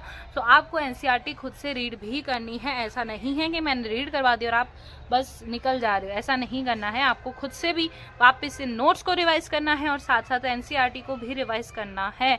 और अगर आपको वीडियो पसंद आ रहा है, समझ आ रहा है, तो भाई सब्सक्राइब क्यों नहीं किया अभी तक? आपको इतने अच्छे content, video quality, study quality चाहिए कि नहीं चाहिए? तो फिर फटाफट से सब्सक्राइब कीजिए और लाइक करके भी आइएगा साथ साथ, और अपने फ्रेंड्स के साथ भी शेयर कर दीजिएगा। ऐसा नहीं कि मेरा फ्रेंड बस इतना अच्छा क्वालिटी ऑफ एजुकेशन पढ़ेगा तो मस्त महान बन जाएगा। नहीं, आपको भी उनके साथ शेयर करना है, and you have to compete in the race, right. तो आपको उनको भी शेयर कर दीजिएगा और एक अच्छा सा कमेंट भी करके जाइएगा अगर आपको पसंद आ रहा है। चलिए आगे बढ़ते हैं प्लियोट्रॉपी के ऊपर, कि single gene can exhibit multiple phenotypic expression. जैसा कि हमने पॉलीजेनिक के अंदर क्या पढ़ा कि बहुत सारे जीन्स मिलकर एक कैरेक्टर को कंट्रोल कर रहे हैं, लेकिन प्लियोट्रॉपी के अंदर क्या हो रहा है? सिंगल जीन जो है बहुत सारे कैरेक्टर्स को कंट्रोल कर रहा है। इसके हमने एग्जांपल्स भी कल पढ़े थे कि is the effect of a gene in a metabolic pathways which contribute towards different phenotypes. कि यहाँ पर अगर हम एग्जांपल्स की बात करें तो फिनाइल कीटोन्यूरिया आ जाता है, जहाँ पर ये कैसा डिजीज है? म्यूटेशन वाला जीन्स है, that codes for enzyme phenylalanine hydroxylase, जो कि सिंगल जीन इसमें म्यूटेट हो जाता है, जिसकी वजह से यहाँ पर mental retardation, hair and skin pigmentation जैसी प्रॉब्लम्स यहाँ पर आने लग जाती है। तो ये चीज़ थी यहाँ पर। बाकी आप यहाँ पर मैंने ये चीज़ यहाँ पर शॉर्ट में लिखी हुई है, आप एक बार वीडियो को पॉज करके देख सकते हैं कि इंटरमीडिएट कलर जो होता है स्किन का उसको हमने मुलैटो बोला था। Light skin colour obviously small a small b small c हो जाएगा, और capital A capital B and capital C जो है वो डार्केस्ट स्किन कलर हो जाता है। और अब हम आगे बढ़ते हैं हमारे नेक्स्ट टॉपिक की तरफ, दैट इज सेक्स डिटर्मिनेशन। पूरा का पूरा एनिमल्स, ह्यूमंस एंड अलग अलग जो इंसेक्ट्स होते हैं उनके अंदर सेक्स डिटर्मिनेशन कैसे होता है उसका हम पूरा पहले डिटेल अच्छे से नोट्स में पढ़ लेंगे और फिर हम आएंगे हमारे NCERT की तरफ। और आपको ये चीज़ याद रखनी है, आपको खुद से NCERT पढ़नी ज़रूरी है। तो चलिए अब हम चलते हैं हमारे नेक्स्ट टॉपिक की तरफ, दैट इज सेक्स डिटर्मिनेशन। जो हमारा नेक्स्ट टॉपिक आता है दैट इज सेक्स डिटर्मिनेशन। अब सेक्स डिटर्मिनेशन जो है हम लोग उससे पहले डिस्कस कर लेते हैं लिंकेज वाला टॉपिक, जिसके ऊपर भर भर कर क्वेश्चंस जो है वो NTA पूछता है। तो सबसे पहले हम लिख लेते हैं हमारी हेडिंग को, दैट इज लिंकेज। लिंकेज का मीनिंग मैंने आपको पहले वाले वीडियो में भी बताया था कि लिंकेज का मतलब क्या होता है कि कोई भी चीज, जो दो फ्रेंड्स का मैंने आपको एग्जांपल देके समझाया था वही वाला है ये, कि लिंकेज अगर सेम क्रोमोसोम पर है तो उनका लिंकेज जो है वो काफ़ी अच्छा होगा, लेकिन डिफरेंट क्रोमोसोम्स पर प्रेजेंट है देन उनका लिंकेज थोड़ा सा कम हो सकता है। लिंकेज की जो डेफिनेशन बनती है, तो लिंकेज की डेफिनेशन क्या होगी कि फिजिकल एसोसिएशन, इसको हम क्या लिख सकते हैं, physical association between genes present, genes के बीच का जो फिजिकल एसोसिएशन होता है सेम क्रोमोसोम के ऊपर जब प्रेजेंट हो उसको हम क्या बोल देते हैं, लिंकेज बोल देते हैं, प्रेजेंट ऑन सेम क्रोमोसोम। तो लिंकेज का मीनिंग क्या हुआ, physical association between genes that is present on the same chromosomes. ठीक है, तो अब हम ना देखो नंबर ऑफ क्रोमोसोम्स जो है वो हमेशा किसके इक्वल आएगा, नंबर ऑफ लिंकेज ग्रुप के इक्वल आएगा, क्योंकि सेम क्रोमोसोम के ऊपर ही प्रेजेंट है। तो आपको पूछ सकते हैं कि इतने क्रोमोसोम है तो कितने लिंकेज ग्रुप हो गए, तो ऑब्वियसली सेम क्रोमोसोम पर होगा तब लिंकेज स्ट्रांग होने वाला है। तो नंबर ऑफ क्रोमोसोम्स जो है वो नंबर ऑफ लिंकेज ग्रुप के इक्वल होगा। तो you can remember this thing and you have to remember. अब आ जाते हैं कि नंबर ऑफ लिंकेज ग्रुप्स जो है अलग अलग के अंदर पूछा जाता है, तो उसके बारे में हम देखते हैं कि नंबर ऑफ लिंकेज ग्रुप इसके अंदर कितना है, उसके अंदर कितना है, दैट्स ऑल। तो पाइजम जो है, पाइजम सटाइवम जो है मेंडल जी ने जिस पर काम किया था उसके अंदर कितने हैं, 7 है। कितने हैं, 7 है। अगर हम बात करें ड्रोसोफिला की, तो ड्रोसोफिला के अंदर टोटल 4 है। कितने हैं, 4 है। तो हमें पता है भाई जितने क्रोमोसोम्स होंगे उतने ही उसके लिंकेज ग्रुप होंगे, तो ड्रोसोफिला के अंदर 4 हो जाएगा। राइस की बात करें तो राइस के अंदर कितने हो जाएंगे, 12। और हम ह्यूमंस के अंदर जो है उसका केस थोड़ा सा डिफरेंट है। सो चलिए फटाफट से देख ले। देखिए केस डिफरेंट नहीं है यहाँ पर, लेकिन यहाँ पर जो मेल एंड फीमेल जो है उसमें एक डिफरेंस आ जाता है, उस चीज को हमें नोटिस करना है। तो अब हम ह्यूमंस के अंदर लिंकेज की बात करें तो हमें पता है कि जितने नंबर ऑफ क्रोमोसोम्स होंगे उतना ही लिंकेज का नंबर होगा। तो यहाँ पर मेल और फीमेल में जो केस है वो डिफरेंट हो जाता है। अब ऐसा क्यों होता है, बिकॉज मेल के पास क्या होता है 22 प्लस x प्लस y होता है, तो ये दोनों क्या हो गए, डिफरेंट हो गए, 3 लिंकेजेस यहाँ पर बन जाती है। वेल फीमेल के पास तो 2 क्रोमोसोम्स होते हैं x के, तो जिस वजह से यहाँ पर 22 ऑटोसोम्स प्लस XX हो जाता है, जिस वजह से यहाँ पे टोटल 24 लिंकेजेस बनती है। तो आपको ये क्वेश्चन आ सकता है कि मेल और फीमेल में जो लिंकेज का नंबर है वो कितना है, देयर इज नो सेम। यहाँ पर ये दोनों सेम नहीं होते, तो ये चीज को आपको ध्यान में रखते हुए चलना है that male has 23 linkage while female has 24 linkage. ठीक है, यहाँ तक आपको क्लियर हो गया होगा। अगर हम ह्यूमन एग की बात करें कि फिर बताइए कि ह्यूमन एग के अंदर कितना होता है लिंकेज का नंबर, तो टोटल कितना हो जाएगा यहाँ पर 23 लिंकेज ग्रुप, क्योंकि यहाँ पर एक तो चला जाएगा, राइट। तो यहाँ पर टोटल कितना आ जाएगा आंसर, 23 लिंकेज ग्रुप्स आ जाएगा। अगर हम ह्यूमन स्पर्म की बात करें, किसकी, ये तो थी बात ह्यूमन एग की। अगर हम ह्यूमन स्पर्म की बात करें तो ऑब्वियस यहाँ पर हम देखने जाए तो टोटल क्या होता है, एक स्पर्म होगा वो कितना होगा, 22 प्लस x होगा। वाइल इधर की बात करें तो एक स्पर्म दूसरा है कि मान लेते हैं वो y का है, तो 22 प्लस y हो जाएगा। तो यहाँ पर निकल के क्या बात आ जाती है कि 23। तो ये चीज को भी आपको यहाँ पर ध्यान रखना है कि human egg and human sperm की बात की जाए ना, देन यहाँ पर क्या आ जाएगा, 23 लिंकेज ग्रुप्स आ जाएंगे। तो यहाँ तक आई होप सो क्लियर हो गया। लेकिन अगर आपको ऐसा पूछा जाए कि रिकम्बिनेशन का नंबर आप ढूंढिए, रिकम्बिनेशन फ्रीक्वेंसी ढूंढिए, क्या ढूंढिए, रिकम्बिनेशन फ्रीक्वेंसी, तो उसके लिए फॉर्मूला होता है जिसका नाम जो कि क्या होता है, नंबर ऑफ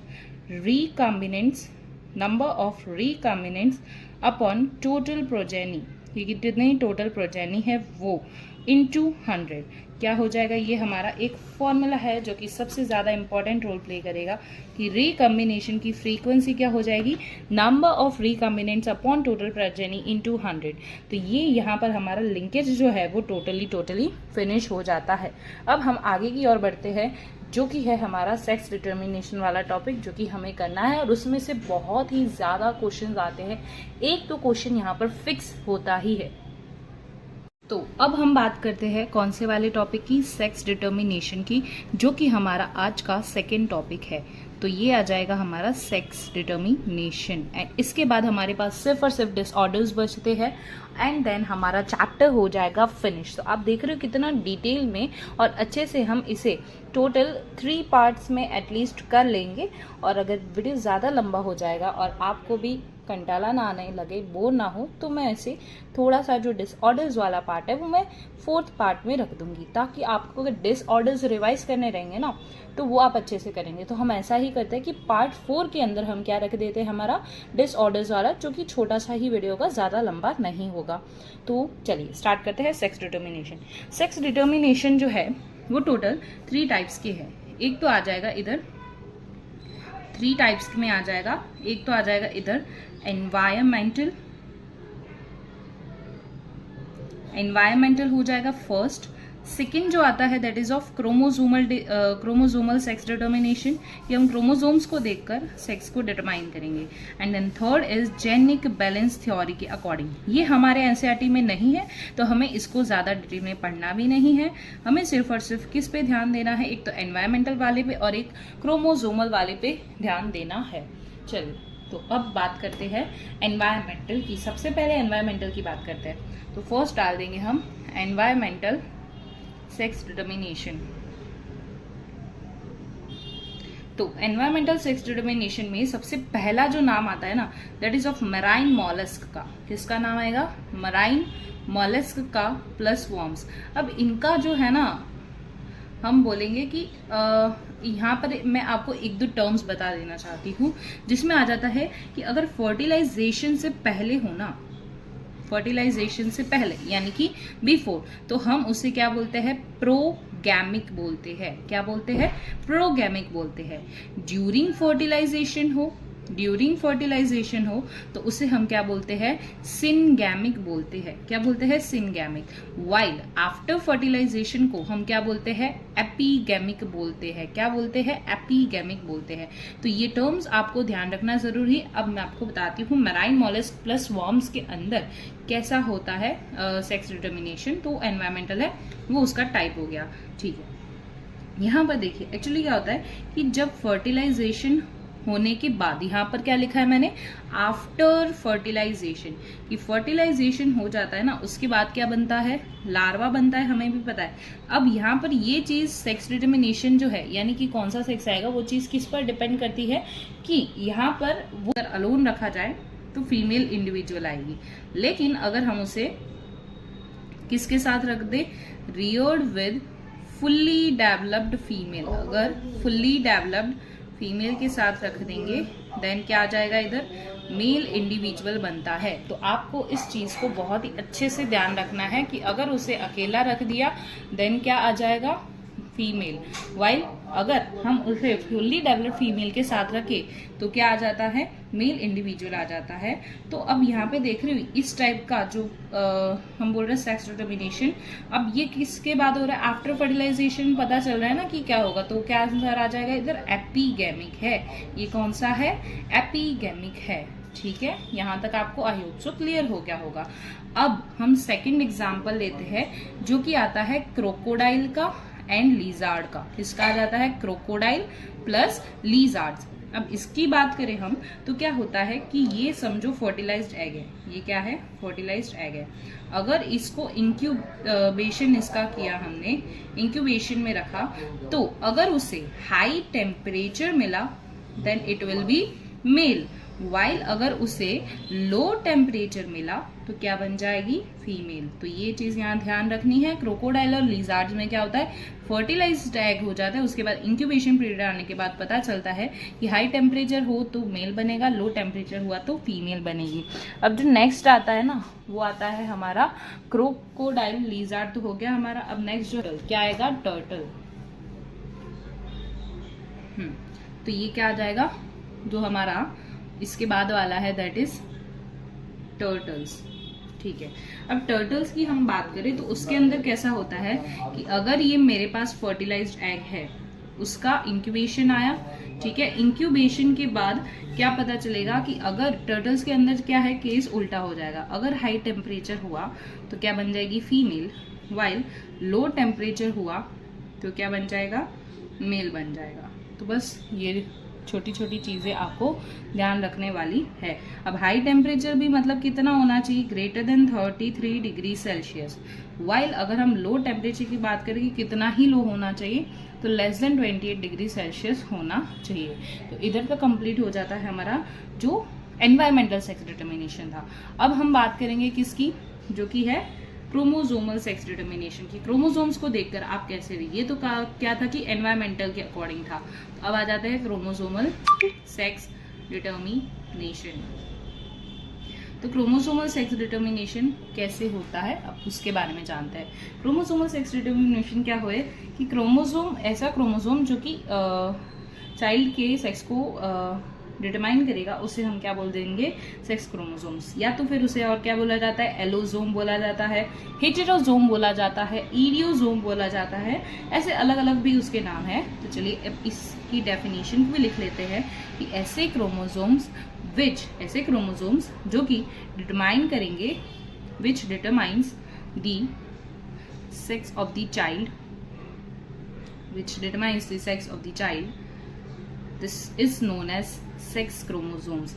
अब ये इसके और अलग अलग नाम है, दैट इज एक तो है एलोसोम, दूसरा है ईडियोसोम, ईडियोसोम के बाद आता है इसका हिटेरोसोम। क्या नाम है और इसका, हिटेरोसोम। तो ये याद रखना है। अब जो क्रोमोसोमल हम बोलेंगे तो उसमें नाम क्या क्या दिए जाते हैं, एक्स दिया जाता है एंड वाई होता है। ये दो टाइप के यहाँ पर क्रोमोसोम्स है हमारे सेक्स क्रोमोसोम्स। ठीक है, ये 1 ये 2। अब यहाँ पे देखते हैं कि एक्स क्रोमोसोम जो है, एक्चुअली इसका जो डिस्कवरी हम बोल सकते हैं कैसे हुआ है।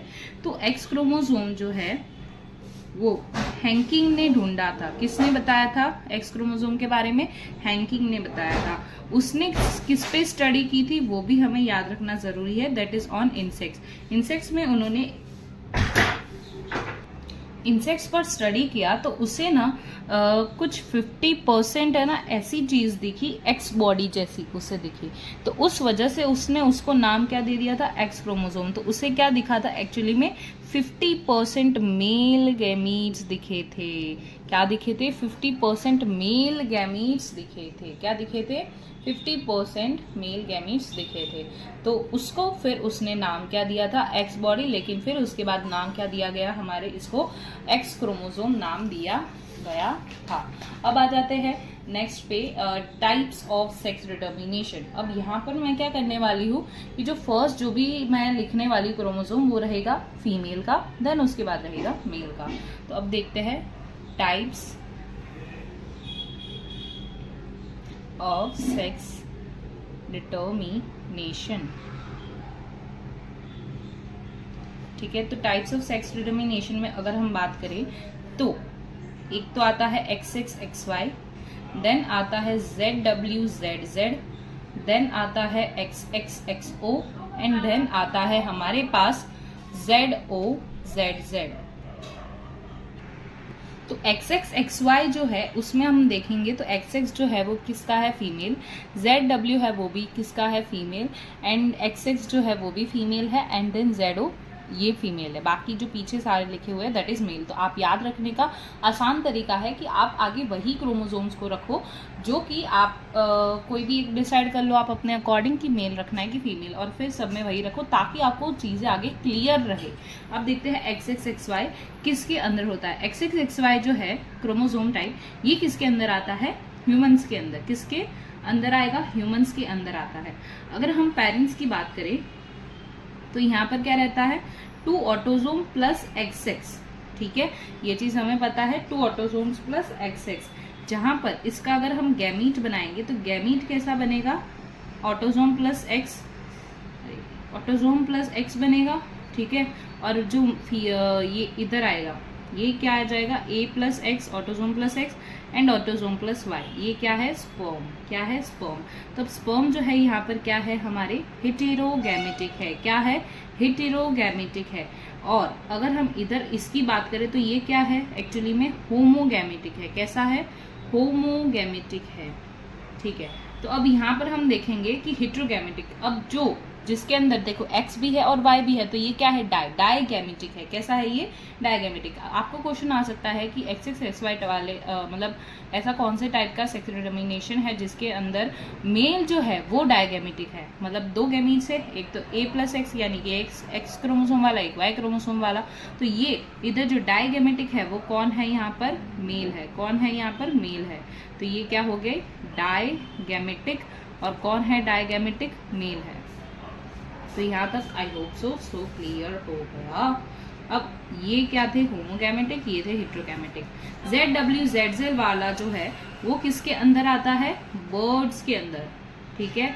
देन कुछ रेप्टाइल्स होते हैं, उनके अंदर भी हमें ZWZZ वाला देखने को मिल सकता है, फिशेस के अंदर देखने को मिल सकता है, एंड सिल्क वॉर्म के अंदर देखने को मिल सकता है। तो ये चीज आपको ध्यान रखनी है। XXXO की बात करें तो ये हमें किस में देखने को मिलेगा, ग्रास हॉपर में, ठीक है। देन राउंड वॉर्म में देखने को मिलता है, एंड वालिसनेरिया के अंदर देखने को मिलता है। This is XXXO। ZOZZ जो है वो हमें किस में देखने को मिलेगा, बटरफ्लाई एंड मॉथ्स के अंदर देखने को मिलता है। अब यहाँ पर हमें सिर्फ इतना पता लगाना है कि इसके अंदर कौन सा हेटेरोगैमेटिक है, तो या तो फिर हेटेरोगैमेटिक ही क्या होगा, डाइगैमेटिक। तो XXXY में तो हमें देख गया था कि हेटेरोगैमेटिक कौन था, यहाँ पर पीछे जो है सारे क्या लिखे हुए हैं, मेल्स के क्रोमोसोम्स लिखे हुए हैं, तो इस वजह से यहाँ पर XY जो है तो यहाँ पर मेल डाइगैमेटिक हो गया। यहाँ पर हम देखें तो कौन है यहाँ पर हेटेरोगैमेटिक या डाइगैमेटिक बोलेंगे तो ZW है, यानी कि फीमेल है ZW। तो ये बर्ड्स के अंदर क्या होगा, डाइगैमेटिक कौन होगा, फीमेल होगी, सिंपल। XXXO के अंदर हम देखें तो हेटेरोगैमेटिक कौन है या फिर बोले डाइगैमेटिक कौन है, तो कौन हो जाएगा, इधर मेल हो जाएगा, ठीक है। तो XO जो है मेल वो क्या हो जाएगा, हेटेरोगैमेटिक। तो grasshopper, roundworm and vallisneria जो है इसके अंदर क्या होता है, मेल हेटेरोगैमेटिक होता है। ZOZZ बटरफ्लाई एंड मॉथ्स के अंदर, ये आपको एग्जांपल्स मुंह पे होने चाहिए, अदरवाइज आप क्वेश्चन के मार्क्स लूज कर देंगे। ये बहुत ही सिंपल क्वेश्चंस बनते हैं, जो ये एग्जांपल्स मैंने लिखवा रखे हैं इस पे ही क्वेश्चंस बनते हैं। बटरफ्लाई एंड मॉथ्स जो है इसके आपको ऐसा पूछा जा सकता है कि बटरफ्लाई एंड मॉथ्स के अंदर कौन डाइगैमेटिक होता है या हेटेरोगैमेटिक होता है, तो हमें दिख रहा है कि कौन है, फीमेल। तो बस आपको ऐसे ही चीज़ों को याद रखना है। अब इसके बाद ये तो क्या होगा, या तो हैप्लॉइड सेक्स डिटर्मिनेशन होगा या तो डिप्लॉइड, लेकिन एक ऐसा सेक्स डिटर्मिनेशन आता है जिसका नाम क्या है, हैप्लोडिप्लॉइडी सेक्स डिटर्मिनेशन। क्या है नाम, हैप्लोडिप्लॉइडी सेक्स डिटर्मिनेशन। तो हैप्लोडिप्लॉइडी सेक्स डिटर्मिनेशन में देखें तो वो किस में दिखता है, हमें हनी बी एंड वास्प के अंदर दिखता है। किसके अंदर, हनी बी एंड वास्प के अंदर दिखता है, ठीक है। तो अब चलिए फटाफट से लिख लेते हैं हनी बी के अंदर कैसे सेक्स डिटर्मिनेशन किया जाता है, वो पूरा का पूरा कंसेप्ट आता है। तो चलिए अब लिखते हैं हैप्लोडिप्लॉइडी सेक्स डिटर्मिनेशन।